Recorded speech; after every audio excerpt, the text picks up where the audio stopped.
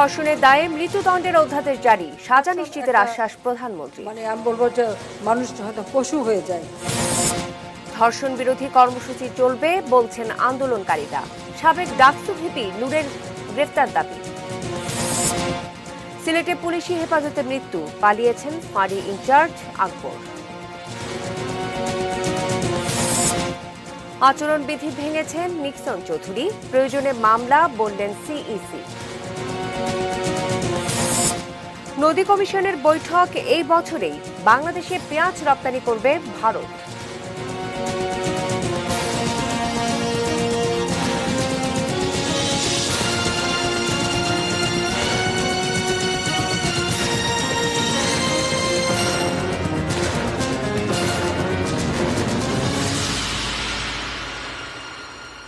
দেখছেন এটি নিউজ, রাত ৮টা নিউজ আওয়ারে আপনাদের সঙ্গে রয়েছি আমি শ্রাবণী জলি। শুনছিলেন সংবাদ শিরোনামগুলো। VSL angle channel HB VSL Bikrampur steel limited. এবারে বিস্তারিত। ধর্ষণের সর্বোচ্চ শাস্তি মৃত্যুদণ্ডের বিধান রেখে নারী ও শিশু নির্যাতন দমন আইনের সংশোধনী অধ্যাদেশ জারি হয়েছে। সকালে রাষ্ট্রপতি মোহাম্মদ আব্দুল হামিদ এই অধ্যাদেশে সই করেন। এর আগে গতকাল মৃত্যুদণ্ডের বিধান সংযোজন করে অধ্যাদেশ আকারে জারির জন্য চূড়ান্ত অনুমোদন দেয় মন্ত্রিসভা। প্রধানমন্ত্রী শেখ হাসিনার সভাপতিত্বে অনুষ্ঠিত মন্ত্রিসভার ভার্চুয়াল বৈঠকে গতকাল আইনের চূড়ান্ত অনুমোদন দেওয়া হয়। সংসদ অধিবেশনে না থাকায় সরকার অধ্যাদেশ আকারে আইনটি জারি করল।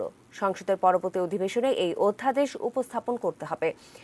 ২০০০ সালের নারী ও শিশু নির্যাতন দমন আইন অনুযায়ী দেশে ধর্ষণের সর্বোচ্চ শাস্তি এতদিন ছিল যাবজ্জীবন কারাদণ্ড। আর ধর্ষণের শিকার কারো মৃত্যু হলে বা দল বেঁধে ধর্ষণের ঘটনায় সর্বোচ্চ শাস্তি মৃত্যুদণ্ড।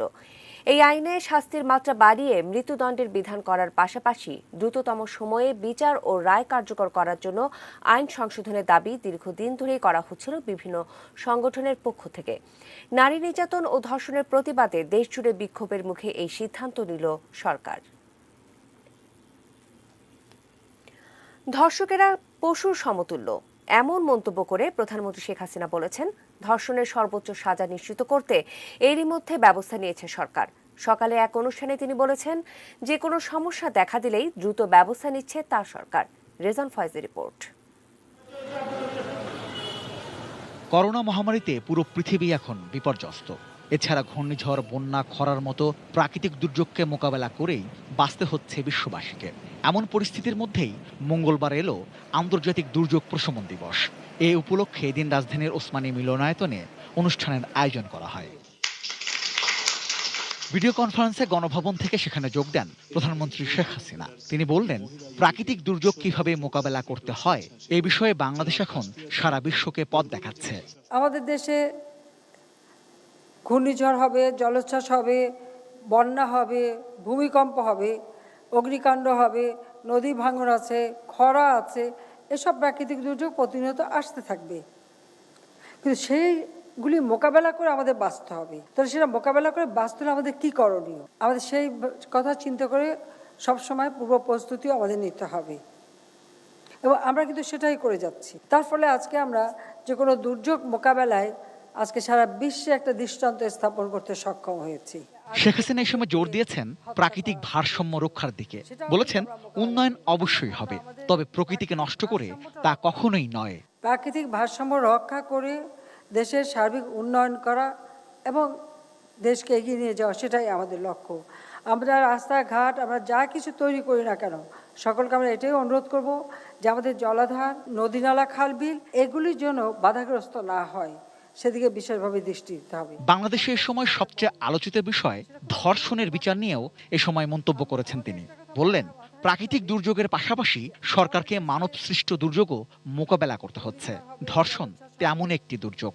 ধর্ষণ একটা আমি বলবো যে মানুষ হয়তো পশু হয়ে যায়, সেই জন্যই তাদের মধ্যে এই যে পাশবিকতা, তার ফলে আজকে আমাদের মেয়েরা ক্ষতিগ্রস্ত। সেই জন্য আমরা এই আইনটি সংশোধন করে আমরা এখানে ধর্ষণ করলে সেখানে মৃত্যুদণ্ড, যাবজ্জীবনের সাথে মৃত্যুদণ্ড দিয়ে ইতিমধ্যে আমরা ক্যাবিনেটে সেই আইন পাস করে দিয়েছি, এবং যেহেতু পার্লামেন্ট সেশনে নাই, আমরা এটা অধ্যাদেশ জারি করে দিচ্ছি। কাজী যে কোনো একটা সমস্যা দেখা দিলে সেটাকে মোকাবেলা করা এবং সেটাকে দূর করা, এটাই আমাদের লক্ষ্য। Rizwan Foyez, ATN news, Dhaka. শুধু সর্বোচ্চ সাজা মৃত্যুদণ্ড করা হলেই ধর্ষণের মতো নৃশংস অপরাধ কমবে না, সঙ্গে দ্রুত বিচার ও আইনের কঠোর প্রয়োগ জরুরি বলে মনে করেন বিশেষজ্ঞরা। তারা বলছেন 180 দিনের মধ্যে ধর্ষণ মামলার বিচার শেষ করার বাধ্যবাধকতা যথাযথভাবে মেনে চলতে হবে। আইনজীবীদের সঙ্গে কথা বলে আরও জানাচ্ছেন আরাফাত সিদ্দিকী। নোয়াখালীর বেগমগঞ্জে গৃহবধূর যৌন নির্যাতনের ভিডিও প্রকাশের পর দেশজুড়ে ধর্ষণ বিরোধী স্বতঃস্ফূর্ত আন্দোলন শুরু হয়। দাবি ওঠে ধর্ষণের সর্বোচ্চ সাজা মৃত্যুদণ্ড করার। এর প্রেক্ষিতেই দ্রুততম সময়ে আইন সংশোধন করে মন্ত্রিসভায় অনুমোদন ও অধ্যাদেশ জারির ঘোষণা দেয় সরকার। এই আইনটার যেন কোনো অপব্যবহার না হয়, এটা আমাদের লক্ষ্য রাখতে হবে। এবং আরেকটা জিনিস হলো যে দুই পক্ষের মধ্যে আসামি এবং বাদী পক্ষ তারা আপোষ করে ফেললে তখন হয়তো তাদের সাজা হয় না। সাজা না হতে এই যে ধর্ষণকারী তারা আরও ইন্সপায়ার্ড হয় যে ধর্ষণ করলেও তো শাস্তি হয় না, আপোষ করলেও হয়ে যায়। কারণ আপোষ যেন না করতে পারে এই ব্যবস্থাটা আদালতে করতে হবে।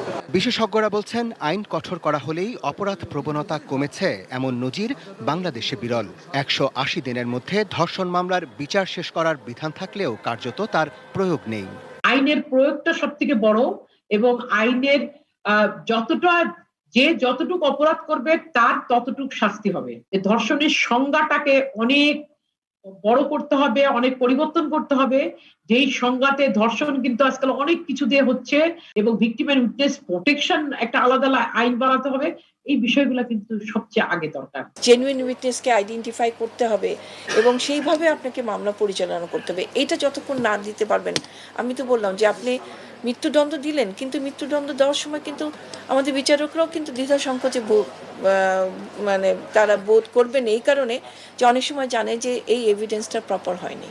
একই সঙ্গে দ্রুততম সময়ে অভিযোগ গঠন এবং তদন্ত কর্মকর্তার জিজ্ঞাসাবাদে ভুক্তভোগী যেন মানসিক ট্রমায় না পড়েন সেই বিষয়টিও লক্ষ্য রাখা জরুরি বলে মনে করেন বিশেষজ্ঞরা।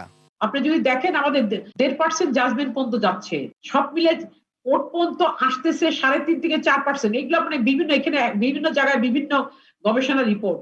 এক্সেস টু জাস্টিস, একটা নারী থানাতে যাওয়ার পরে নারী বান্ধব পরিবেশ পাচ্ছে কিনা, একটা থানায় কয়জন আছে ইনভেস্টিগেশন অফিসার যারা শুধু এই ধরনের ধর্ষণের কেসগুলা করবে, তাকে জিজ্ঞাসা করার ভিতরে আমি কোনোভাবে তাকে আরো ট্রমায় ফেলছি কিনা, এগুলাই কিন্তু বাস্তবতা।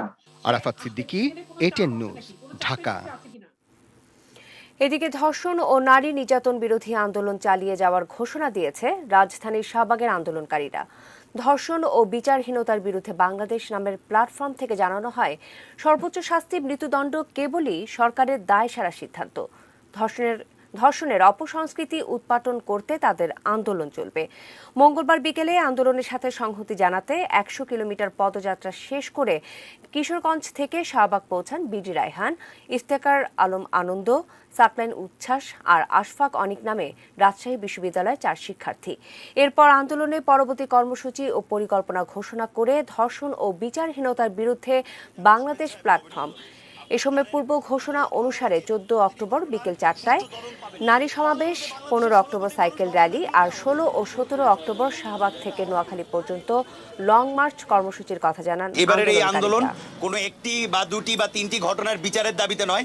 আমরা ধর্ষণের যে সংস্কৃতি বাংলাদেশে তৈরি হয়েছে, বিচারহীনতার বিরুদ্ধে যে সংস্কৃতি তৈরি হয়েছে, সেটি আমরা সমূলে উৎপাদন করতে চাই। যেটা দেখা যাচ্ছে হয়তো বা যে আন্দোলনকে মনে হচ্ছে যে আন্দোলন ছোট হচ্ছে, কিন্তু আমরা মনে করি না আন্দোলন এভাবে ছোট হচ্ছে, কারণ বিভিন্ন জায়গায় এখনো শিক্ষার্থীরা আন্দোলনে নামছে। আমরা এই কারণেই লং মার্চ উদ্দেশ্য করে আমরা লং মার্চটি সফল করব। নিপীড়িত নারীকে নিয়ে কটূক্তির অভিযোগে ডাকসুর সাবেক ভিপি নুরুল হক নূরকে 24 ঘন্টার মধ্যে গ্রেফতারের দাবি উঠেছে। বিকেলে টিএসসিতে রাজু ভাস্কর্যের সামনে এক সংহতি সমাবেশে এই দাবি জানান বক্তারা। সাবেক ভিপি নুরুল হক নূর সহ 6 জনের বিরুদ্ধে মামলাকারী নারী কদিন ধরে অবস্থান ও অনশনে আছেন টিএসসিতে রাজু ভাস্কর্যের সামনে। তার সঙ্গে সংহতি জানাতেই এই সমাবেশ বিভিন্ন শ্রেণী পেশার মানুষের।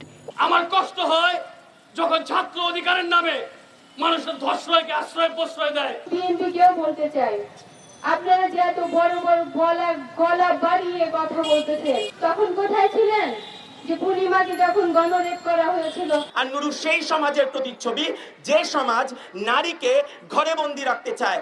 তাদের 3 দাবি: ধর্ষণের শিকার ঢাকা বিশ্ববিদ্যালয়ের এই শিক্ষার্থীর করা মামলায় সকল অভিযুক্তকে আইনি প্রক্রিয়ায় আনা, ভিকটিম ব্লেমিংকে অপরাধ ধরে বিচার এবং অনলাইন অফলাইনে এমনকি ফেসবুক লাইভে এসে প্রকাশ্যে যারা নারীদের নিয়ে নোংরা মন্তব্য করে তাদেরও আইনের আওতায় এনে বিচার করা। কেন আমাদের লাগাতার দাবির পর, আন্দোলনের পর শুধুমাত্র গতকালকে 2 জনকে গ্রেফতার করা হয়েছে? ও ধর্ষণের সময় ছাত্রলীগ খুঁজে, যুবলীগ খুঁজে, সরকারের পক্ষের লোক যদি না থাকে ও ধর্ষণের বিচারের পথে মাঠেও নামে না। ওই হিপোক্রেটদের দিয়ে কোনো বিচার আশা করা যাবে না। মামলাকারী নারী জানান, বিচার না পাওয়া পর্যন্ত তারই অবস্থান কর্মসূচি চলবে। কি অজ্ঞাত কারণ থাকতে পারে যার জন্য আমার মামলার আসামি এখন পর্যন্ত গ্রেফতার করা হচ্ছে না? Sajida Sweety, ATN news, Dhaka. অন্যান্য প্রসঙ্গ: সিলেটে পুলিশ ফাঁড়িতে নির্যাতনে রায়হান উদ্দিন নামে যুবক নিহত হওয়ার ঘটনায় দায়ের করা মামলা পিবিআইতে স্থানান্তর করা হয়েছে। এদিকে পলাতক রয়েছেন অভিযুক্ত এসআই আকবর হোসেন ভূঁইয়া। পুলিশ সূত্র জানিয়েছে, গ্রেফতার এড়াতে এসআই আকবর পলাতক রয়েছেন। মঙ্গলবার পুলিশ হেডকোয়ার্টারের নির্দেশে মামলাটি পিবিআইতে স্থানান্তর করা হয়েছে। গত রোববার ভোরে রায়হান উদ্দিন নিহত হন। পুলিশের দাবি, ছিনতাইয়ের দায়ে নগরীর কাষ্ঠঘর এলাকায় গণপিটুনিতে তিনি নিহত হন। অপরদিকে রায়হানের পরিবারের অভিযোগ, কোতোয়ালি থানার বন্দরবাজার ফাঁড়িতে পুলিশের নির্যাতনে নিহত হন রায়হান। এ ঘটনায় নিহতের স্ত্রী তাহমিনা আক্তার তান্নি বাদী হয়ে কোতোয়ালি থানায় হত্যা মামলা দায়ের করেন। তবে এজাহারে কোনো আসামির নাম উল্লেখ করা হয়নি।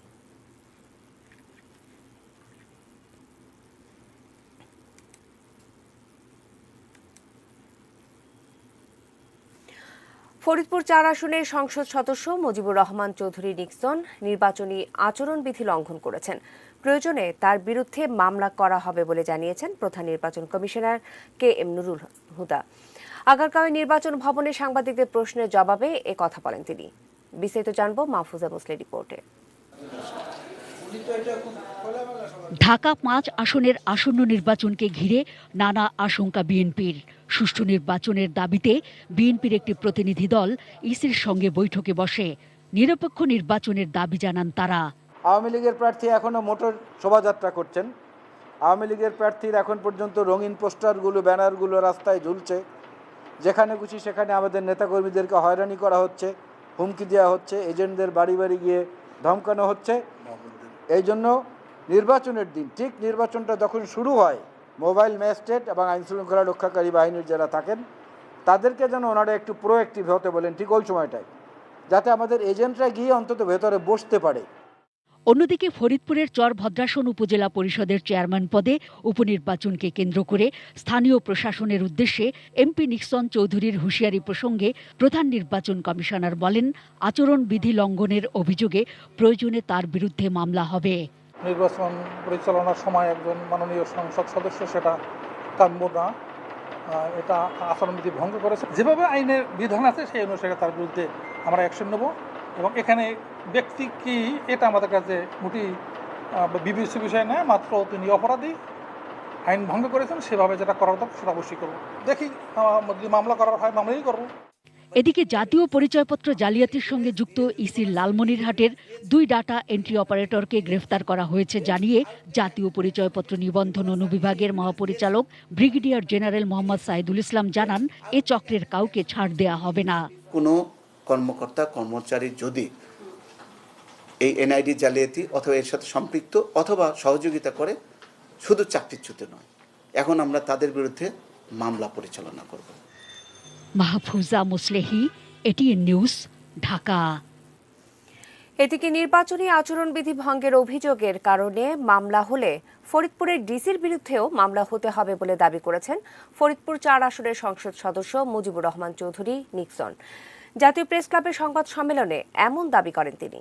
সম্প্রতি চরভদ্রাসন উপজেলার উপনির্বাচনকে কেন্দ্র করে সেখানকার ইউএনওকে টেলিফোনে গালিগালাজ করার অডিও ভাইরাল হয় সোশ্যাল মিডিয়ায়।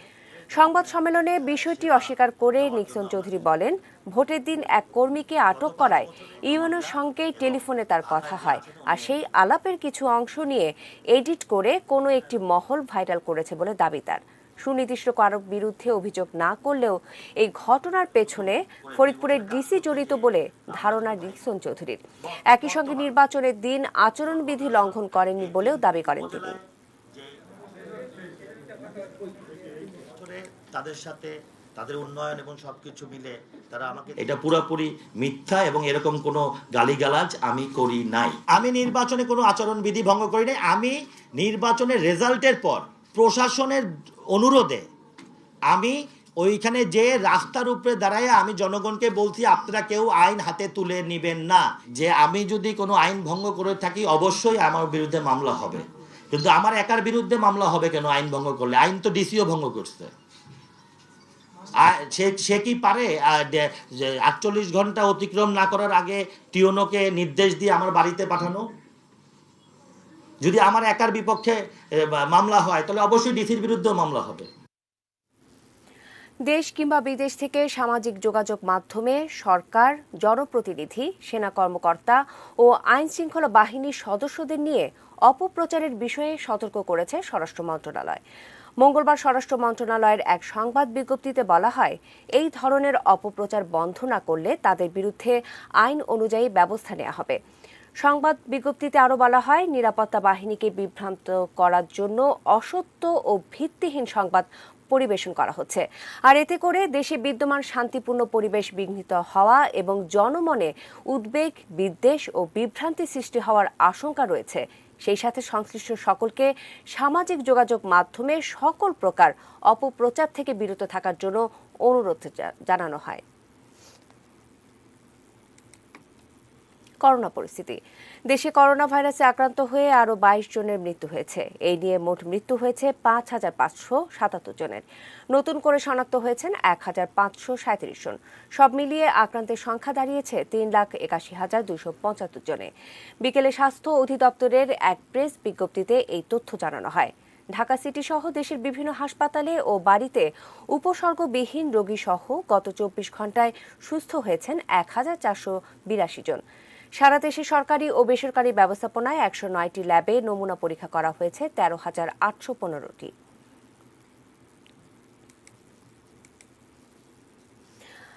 প্রায় 11 বছর পর আলোর মুখ দেখছে বাংলাদেশ ভারত যৌথ নদী কমিশনের বৈঠক। করোনায় বন্ধ থাকা দুই দেশের বিমান যোগাযোগ চালু হচ্ছে এই মাসেই।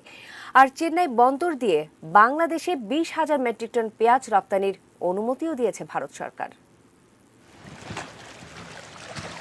বাংলাদেশ ভারতের মধ্যে থাকা অভিন্ন 54 নদীর পানি ব্যবস্থাপনা নিয়ে 1972 সালে গঠিত হয়েছিল দুই দেশের যৌথ নদী কমিশন। কমিশনের 37তম বৈঠক অনুষ্ঠিত হয়েছিল 2010 সালের মার্চে দিল্লিতে। এরপর পরই 2011তে তিস্তা নদীর পানি বন্টন চুক্তির কথা প্রায় চূড়ান্ত ছিল। ভারতের অভ্যন্তরীণ সমস্যায় আটকে যায় তিস্তা চুক্তি। তারপর আর কখনোই হয়নি যৌথ নদী কমিশন জিআরসির বৈঠক। বেশ কয়েকবার তারিখ ঘোষণা করা হলেও শেষ মুহূর্তে আটকে গেছে কমিশনের বৈঠক। বৈশ্বিক রাজনীতির নানা হিসেব নিকেশে প্রতিবেশী বাংলাদেশের সঙ্গে সম্পর্কের উষ্ণতা আগের মতো রাখতে করোনাকালেও সক্রিয় দেখা গেছে ভারতের বিদেশ মন্ত্রণালয়কে। পররাষ্ট্র সচিব হর্ষবর্ধন সিংলার ঢাকা সফরের পরপরই দুই দেশের পরামর্শক কমিটির ভার্চুয়াল বৈঠকে সিদ্ধান্ত হয় ডিসেম্বরেই হবে শেখ হাসিনা নরেন্দ্র মোদীর বৈঠক। বাংলাদেশের পক্ষ থেকে তাগিদ ছিল এর আগেই আটকে থাকা নদী কমিশনের বৈঠক হোক। 2010 সালে লাস্ট জিআরসি মিটিং হয়েছিল। কাঙ্ক্ষিত সেই বৈঠক হচ্ছে এবছরই। মঙ্গলবার পররাষ্ট্র সচিবের সঙ্গে দেখা করেন ঢাকা নিযুক্ত ভারতীয় হাইকমিশনার।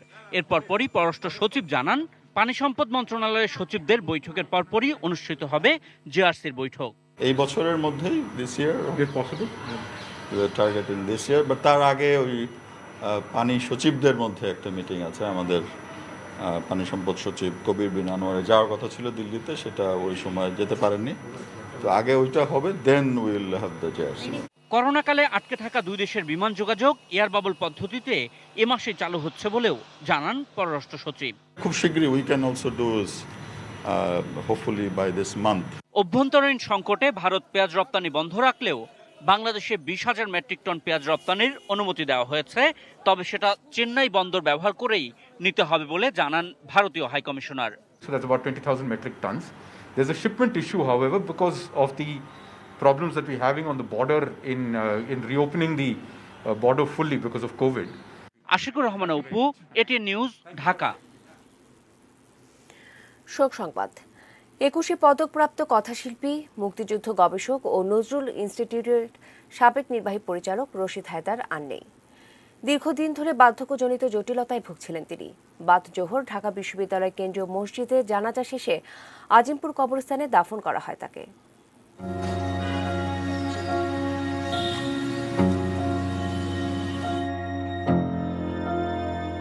রশিদ হায়দার জন্ম 1941 সালের 15 জুলাই পাবনার দোহাপাড়া গ্রামে।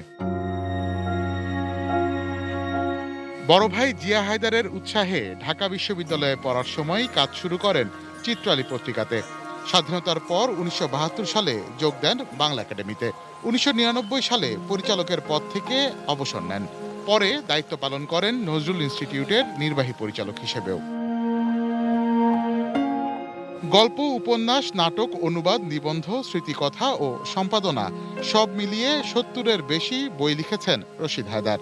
মুক্তিযুদ্ধে স্বজন হারানো মানুষের স্মৃতিচারণ নিয়ে তার সম্পাদনায় প্রকাশিত গ্রন্থ স্মৃতি 1971 স্বাধীনতা যুদ্ধের গুরুত্বপূর্ণ দালালি গ্রন্থ হিসেবে বিবেচিত। বাংলা সাহিত্যে অসামান্য অবদানের জন্য 1984 সালে বাংলা একাডেমি পুরস্কার এবং 2014 সালে 21 পদকে ভূষিত হন তিনি। মঙ্গলবার সকালে ছোট মেয়ে শাওন্তি হায়দারের বাসায় এই কথাশিল্পীর মৃত্যু হয়।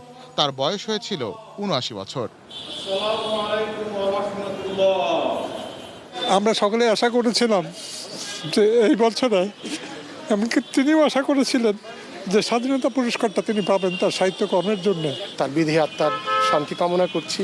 পাশাপাশি পরিবার, তার দুটি কন্যা আছে, তাদের প্রতিও সহ সকলের প্রতি আমাদের সমবেদনা থাকবে।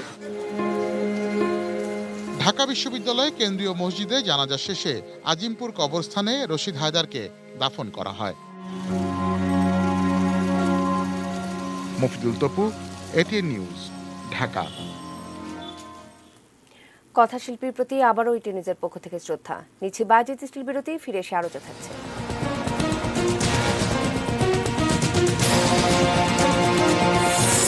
ওসি প্রদীপের সাথে পরিবারের সাক্ষাতের আবেদন খারিজ।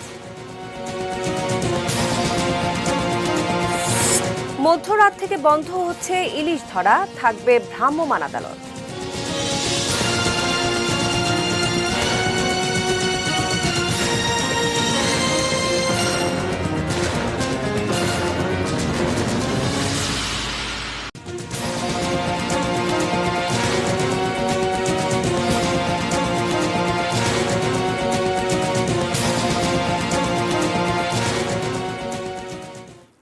রাত 8টার নিউজ আওয়ারে আরও একবার আমন্ত্রণ। অন্যান্য খবরে যাবার আগে আবার শিরোনামগুলো জানিয়ে দিতে চাই আরও একবার।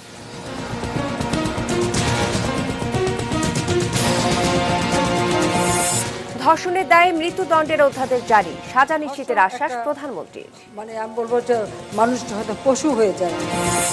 ধর্ষণ বিরোধী কর্মসূচি চলবে বলছেন আন্দোলনকারীরা। সাবেক ডাকসু ভিপি নূরের গ্রেপ্তার দাবি। সিলেটে পুলিশি হেফাজতে মৃত্যু, পালিয়েছেন ফাঁড়ি ইনচার্জ আকবর।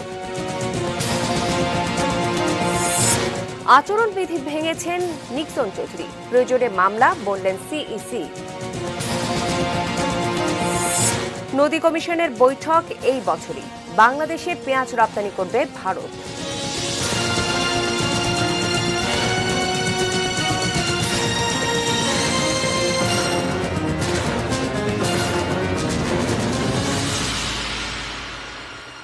শুনছিলেন শিরোনামগুলো, এবারে দেশের আরও কিছু খবর। অবসরপ্রাপ্ত মেজর সিনহা হত্যা মামলার প্রধান আসামি টেকনাফ থানার বরখাস্তকৃত ওসি প্রদীপের সঙ্গে কারাগারের পরিবার ও আইনজীবীদের সাক্ষাতের আবেদন খারিজ করে দিয়েছেন আদালত। 4 কোটি টাকা জ্ঞাত আয় বহির্ভূত সম্পদ অর্জনের অভিযোগে দুদকের করা মামলায় আজ প্রদীপ কুমারকে চট্টগ্রাম মহানগর সিনিয়র স্পেশাল জজ আদালতে হাজির করা হয়। এ সময় আসামি পক্ষের আইনজীবী অ্যাডভোকেট রানা দাশগুপ্ত কারাগারে সাক্ষাতের বিষয়ে আবেদন করলে বিচারক শেখ আশফাকুর রহমান তা খারিজ করে দেন। দুদক আইনজীবী মাহমুদুল হক মাহমুদ জানান, করোনার সময়ে দুর্ধর্ষ বা চাঞ্চল্যকর ঘটনার আসামি এবং জঙ্গি কার্যক্রমে যুক্ত ব্যক্তির সঙ্গে সাক্ষাতের ব্যাপারে কারা কর্তৃপক্ষের নিষেধাজ্ঞা রয়েছে, আর এ কারণেই আদালত আসামি পক্ষের এই আবেদন খারিজ করে দিয়েছেন।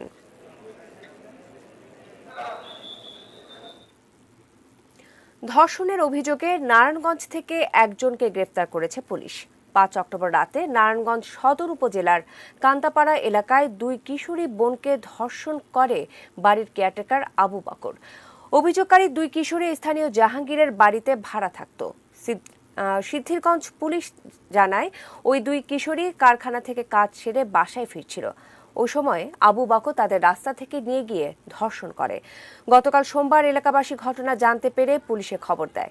পুলিশ গিয়ে অভিযুক্ত বকরকে একই ভবনের ৬ তলা থেকে গ্রেফতার করে।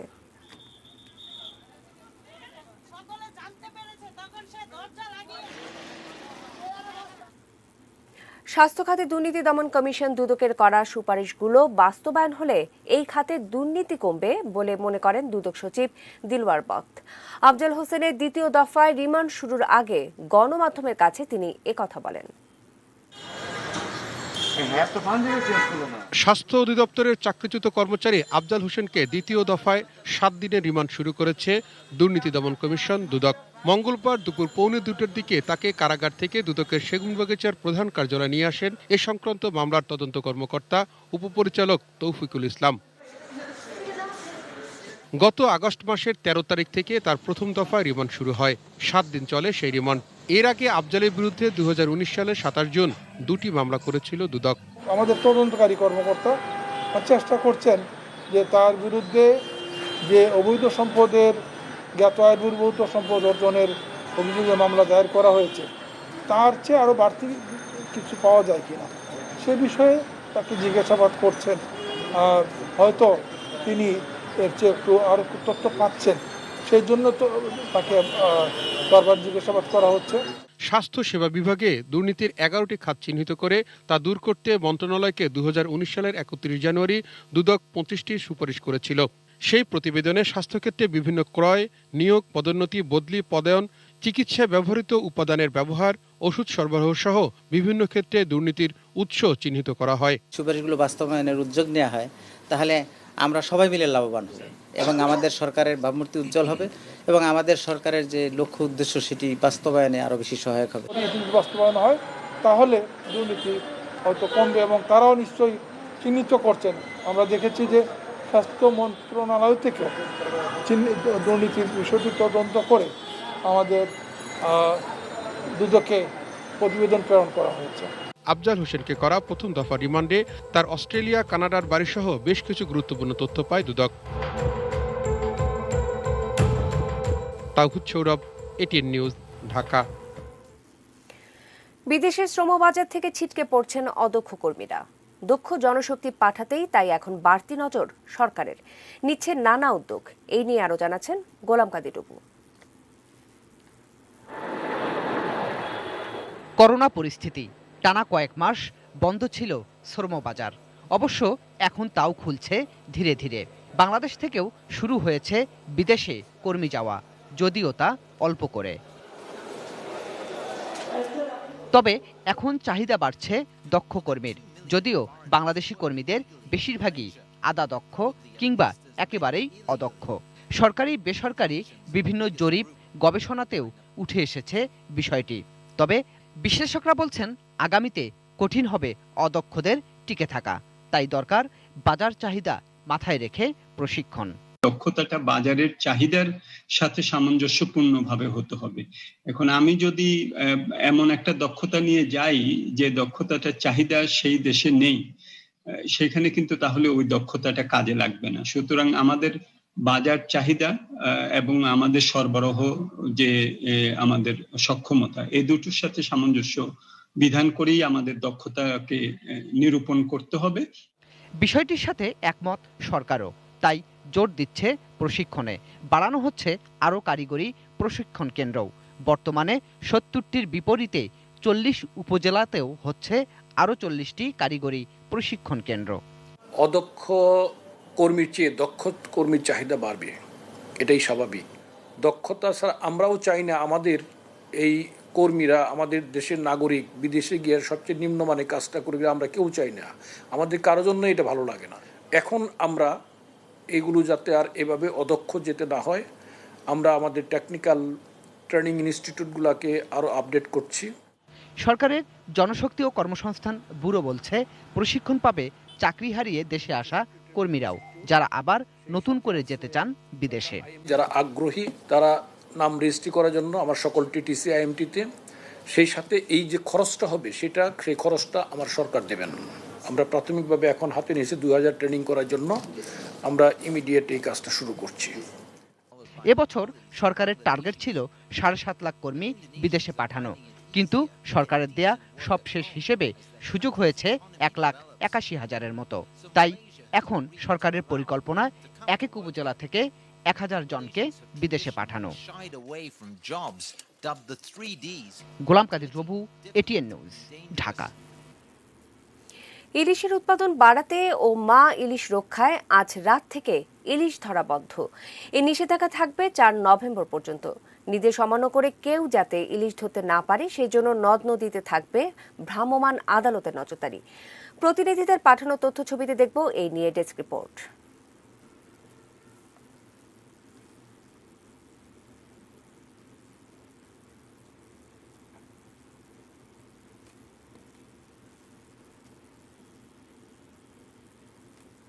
দর্শক, আমাদের প্রতিনিধিদের পাঠানো যে তথ্য ছবি নিয়ে যে ডেস্ক রিপোর্টটি করা হয়েছে সেটির জন্য আমরা একটু অপেক্ষা করছি।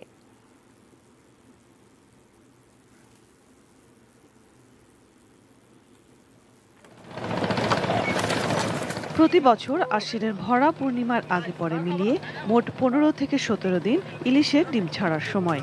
এই সময় সাগর থেকে ঝাঁকে ঝাঁকে ইলিশ নদীতে ছুটে আসে। এই সময়কে বিবেচনায় নিয়ে প্রতি বছরের মতো এবারও মোট 22 দিন ইলিশ ধরা নিষিদ্ধ করেছে সরকার। এই সময় তালিকাভুক্ত জেলেদের ভিজিএফ সহায়তা 20 কেজি করে চাল দেওয়ার কথা থাকলেও জেলেদের অভিযোগ অনেকেই এই চাল পান না। এছাড়া আইন অমান্যকারীদের বিরুদ্ধে পরিচালিত অভিযান নিয়েও প্রশ্ন জেলেদের। আমাকে তালিকায় নাম আছে ঠিকই, কিন্তু চাল দেবে 2 মাস 3 মাস পর দিয়া আমাকে কিছু হইবে। সামনে 22 দিন অবরোধ, আমাকে তখন চাল দিলে না দিলে না খাই থাকতে হইবে। ইলিশের প্রজনন মৌসুমে মাছ ধরা বন্ধ রাখতে সার্বিক সহযোগিতার আশ্বাস দিয়েছেন আড়তদাররা। নিষিদ্ধকরণের কারণে এটা কোনো ক্ষতি হয় না, এটা ভালোই হয়েছে। ডিম পারলে মাছটা আমদানি হয়ে যাবে, নদীতে প্রচুর মাছ হবে শীত মৌসুমে। আমরা জেলেদেরকে নিয়ে নদীর পারে আমরা পাহারায় থাকব, যাতে করে জেলে কোনো জেলেই নদীতে না নামতে পারে, মা ইলিশ নিধন করতে না পারে। বরিশাল মৎস্য বিভাগ বলছে, আইন অমান্য করে কেউ ইলিশ ধরলে কঠোর ব্যবস্থা নেওয়া হবে।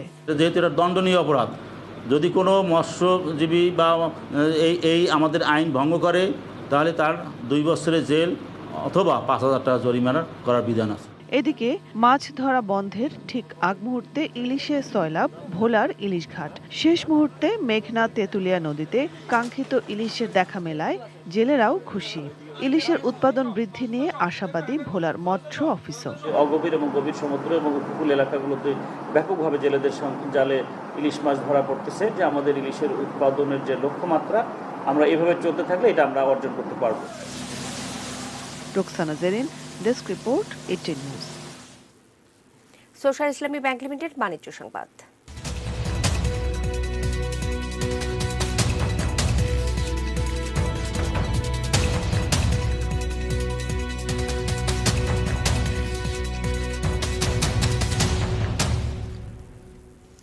চট্টগ্রামে ইঞ্জিনিয়ার মোশাররফ হোসেন এমপি ও তার স্ত্রীর রোগমুক্তি কামনায় মুনিরিয়া যুব তাবলিগের খতমে কোরআন ও দোয়া মাহফিল অনুষ্ঠিত হয়েছে। মহানগর ক্যাম্পাসে অনুষ্ঠিত দোয়া মাহফিলে চট্টগ্রাম সিটি কর্পোরেশনের মেয়র প্রার্থী এম রেজাউল করিম চৌধুরী, উত্তর জেলা আওয়ামী লীগের সাধারণ সম্পাদক মোহাম্মদ শেখ আতর রহমান আতা উপস্থিত ছিলেন। অন্যান্যদের মধ্যে ওমরগনি এমইএস বিশ্ববিদ্যালয় কলেজের জিএস আরশাদুল আলম বাচ্চু, চাঁদগাঁও ওয়ার্ডের সাবেক কাউন্সিলর সাইফুদ্দিন খালেদ সাইফু, মহানগর ছাত্রলীগের যুগ্ম সাধারণ সম্পাদক গোলাম সাদমান জনি, বাইজিদ মুক্তিযোদ্ধা সমিতির সভাপতি মোহাম্মদ আনোয়ার ও সাধারণ সম্পাদক নৌ কমান্ডার মোহাম্মদ হোসেন সহ স্থানীয় গণ্যমান্য ব্যক্তিরা এতে অংশ নেন।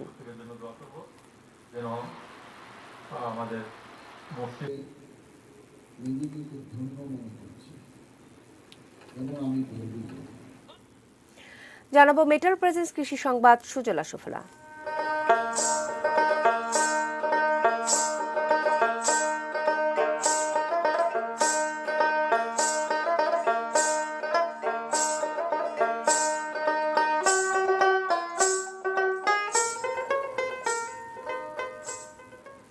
নীলফামারী সৈয়দপুরে শুরু হয়েছে রিসার্কুলেটিং অ্যাকুয়াকালচার সিস্টেম বা রাস পদ্ধতির মাছ চাষ।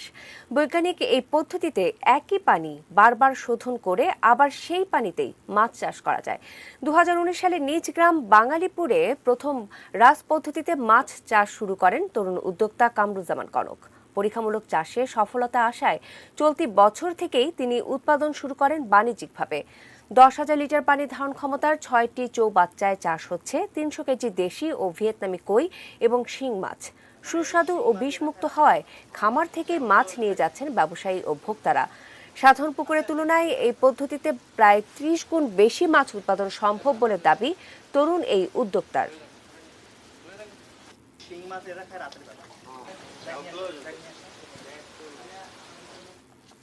আবারও সময় হলো বায়োজিস স্টিল বিরতি নেবার। ফিরে এসে আরও যা থাকছে।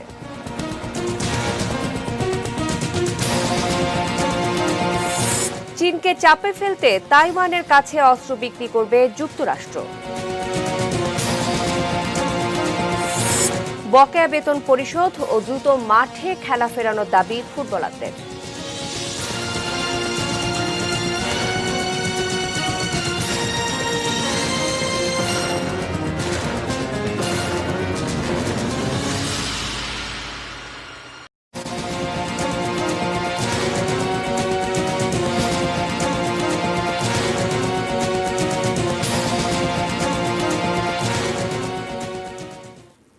বিরতি থেকে আবারও ফিরে এলাম রাত 8টা নিউজ আওয়ারে। ফিরে এসে এবারে জানাবো দেশের বাইরের খবর।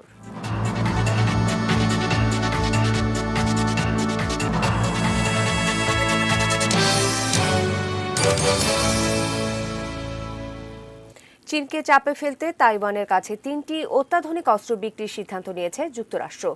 এই সংক্রান্ত চুক্তি অনুমোদনের জন্য কংগ্রেসকে একটি অনানুষ্ঠানিক চিঠিও পাঠিয়েছে মার্কিন সরকার। সম্প্রতি রয়টার্সের এক প্রতিবেদনে বলা হয় 7 ধরনের অত্যাধুনিক অস্ত্র তাইওয়ানের কাছে বিক্রি করতে চায় ট্রাম্প প্রশাসন। তবে এই নিয়ে তীব্র আপত্তি জানিয়েছে চীন। সোমবার ওয়াশিংটনে চীনা দূতাবাস মার্কিন সরকারকে এই বিষয়ে ইমেইলে একটি বিবৃতিও পাঠিয়েছে। তাতে এই অস্ত্র বিক্রি এবং তাইওয়ানের সঙ্গে সামরিক সম্পর্ক বন্ধ করতে যুক্তরাষ্ট্রের প্রতি আহ্বান জানানো হয়েছে। চীনা দূতাবাসের এক মুখপাত্র বলেন, চীন বরাবরের মতোই দৃঢ়ভাবে তাইওয়ানের কাছে যুক্তরাষ্ট্রের অস্ত্র বিক্রির বিরোধিতা করছে। এদিকে বিশ্লেষকরা বলছেন 3 নভেম্বর অনুষ্ঠেয় প্রেসিডেন্ট নির্বাচনের আগে কৌশলগত কারণে চীনকে ক্ষুব্ধ করে তুলতেই এই উদ্যোগ নিয়েছে ট্রাম্প প্রশাসন। এদিকে করোনা মহামারীর সময়ে যুক্তরাজ্যে বেকারত্ব 4.5% বেড়েছে বলে জানিয়েছেন দেশটির অর্থমন্ত্রী ঋষি সুনাক। মঙ্গলবার সংবাদ সম্মেলনে তিনি এই নিয়ে দুঃখ প্রকাশ করে বলেন, মহামারী পরিস্থিতির শুরু থেকেই সরকার চেষ্টা করেছে চাকরি রক্ষার, কিন্তু দুর্ভাগ্যক্রমে তা পারেনি। তিনি বলেন, এটা শুধু একটা পরিসংখ্যান নয়, এর সাথে মানুষের বেঁচে থাকা জড়িত। তাই বরিস জনসনের সরকার চেষ্টা করছে যাতে আর কাউকে চাকরি হারাতে না হয়। সেই উদ্দেশ্যে লকডাউন অনেক শিথিল করা হয়েছে, খুলে দেয়া হয়েছে অর্থনীতি। ব্রিটিশ অর্থমন্ত্রী ঋষি সুনাক জানান, গত 3 মাসে 3 লাখ তরুণ চাকরি হারিয়েছেন, আর গত জানুয়ারি থেকে চাকরি হারানোর সংখ্যা প্রায় 12 লাখ। তিনি আরও জানান, ইতিমধ্যে বেকারদের জন্য 30 বিলিয়ন পাউন্ড প্রণোদনা ঘোষণা করা হয়েছে। অর্থনীতিবিদদের মতে এই অর্থ হয়তো কারোর জন্য যথেষ্ট নয়।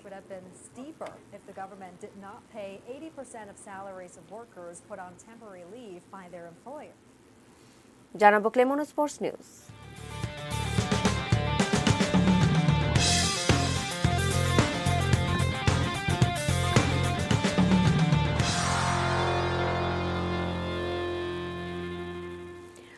করোনার কারণে বাতিল হয়ে যায় পেশাদার লিগের 2019-20 মৌসুম।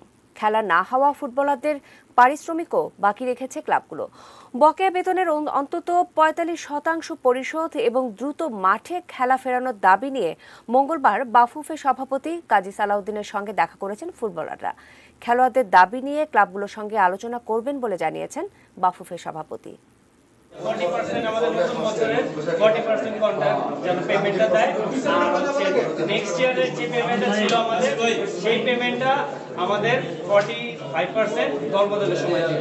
প্রেসিডেন্ট আমাদেরকে 40%-এর নিশ্চয়তা উনি দেন যে ওনারা পরবর্তী সিজন আমাদের প্লেয়ারদের 2019-20 মৌসুমের যে কন্ট্রাক্টটা ছিল সেটা 40% করে দেবেন। উপস্থাপনা যেটা ছিল সে বিষয়ে আমরা আমাদের সমাজের সভাপতির সাথে তাদের এর আগেও 3-4 বার আলাপ হয়েছে। আজকেও যে মিটিংটা হলো, তো সেখানে তাদের পক্ষ থেকে তাদের মেসেজটা অবশ্যই প্রফেশনাল ফুটবল লীগ কমিটির কাছে আমরা ফর্মালি উপস্থাপন করব এবং এই বিষয়গুলো যেন প্রফেশনাল ফুটবল লীগ কমিটিতে আলাপ আলোচনা করা হয়। মুজিববর্ষ উপলক্ষে আগামী 16 অক্টোবর চট্টগ্রামে অনুষ্ঠিত হবে ঐতিহ্যবাহী সাম্পান বাইচ প্রতিযোগিতা। মঙ্গলবার সিজেকেএস এর সভাকক্ষে আয়োজিত সংবাদ সম্মেলনে প্রতিযোগিতার বিস্তারিত তুলে ধরা হয়। এবারের আয়োজনের লক্ষ্য চট্টগ্রামের নদ নদী দখল ও দূষণমুক্ত রাখতে সচেতনতা সৃষ্টি করা। চট্টগ্রাম মহানগর আওয়ামী লীগ আয়োজিত প্রতিযোগিতায় মোট 13টি দল অংশগ্রহণ করবে। প্রতিযোগিতার উদ্বোধন হবে 16 অক্টোবর। সংবাদ সম্মেলনে উপস্থিত ছিলেন মহানগর আওয়ামী লীগের ভারপ্রাপ্ত সভাপতি মাহতাব উদ্দিন চৌধুরী ও সাধারণ সম্পাদক আজম নাসির উদ্দিন সহ আরও অনেকেই।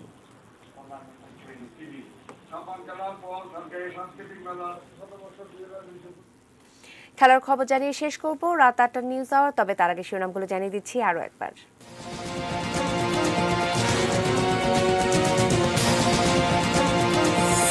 ধর্ষণের দায়ে মৃত্যুদণ্ডের অধ্যাদেশ জারি, সাজা নিশ্চিতের আশ্বাস প্রধানমন্ত্রীর। মানে আমি বলবো যে মানুষ হয়তো পশু হয়ে যায়। ধর্ষণ বিরোধী কর্মসূচি চলবে বলছেন আন্দোলনকারীরা। সাবেক ডাকসু ভিপি নূরের গ্রেপ্তার দাবি। সিলেটে পুলিশি হেফাজতে মৃত্যু, পালিয়েছেন ফাঁড়ি ইনচার্জ আকবর। আচরণবিধি ভেঙেছেন নিক্সন চৌধুরী, প্রয়োজনে মামলা বললেন সিইসি।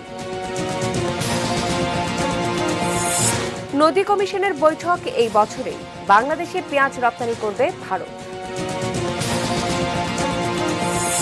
ওসি প্রদীপের সাথে পরিবারের সাক্ষাতের আবেদন খারিজ। মধ্যরাত থেকে বন্ধ হচ্ছে ইলিশ ধরা, থাকবে ভ্রাম্যমাণ আদালত। চীনকে চাপে ফেলতে তাইওয়ানের কাছে অস্ত্র বিক্রি করবে যুক্তরাষ্ট্র। এবং বকেয়া বেতন পরিশোধ ও দ্রুত মাঠে খেলা ফেরানোর দাবি ফুটবলারদের।